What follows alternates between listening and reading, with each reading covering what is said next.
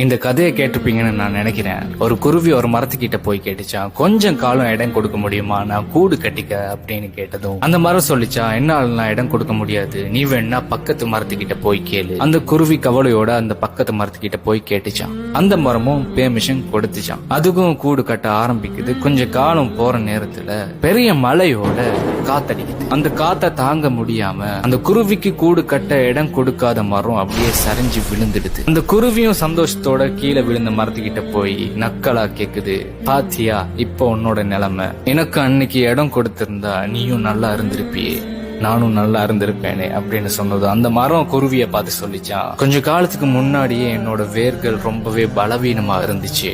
எப்படி ஒரு காத்து வந்துடுச்சுன்னா என்னால தாங்க முடியாதுன்னு எனக்கு இதுக்கு முன்னாடியே தெரியும். அதனாலதான் உனக்கு இடம் கொடுக்கல, நீயாச்சும் சந்தோஷமா உயிரோட இருக்கட்டுமேன்னு நான் நினைச்சேன் அப்படின்னு சொல்லிச்சான். மோரல் ஆஃப் தி ஸ்டோரி, நாம ஸ்டார்ட்ல நல்லவங்க நினைக்கிறவங்க கடைசியில கெட்டவங்களா தெரிவாங்க. நாம ஸ்டார்ட்ல கெட்டவங்க நினைக்கிறவங்க தான் கடைசியில நல்லவங்கன்னு தெரிய வருவாங்க.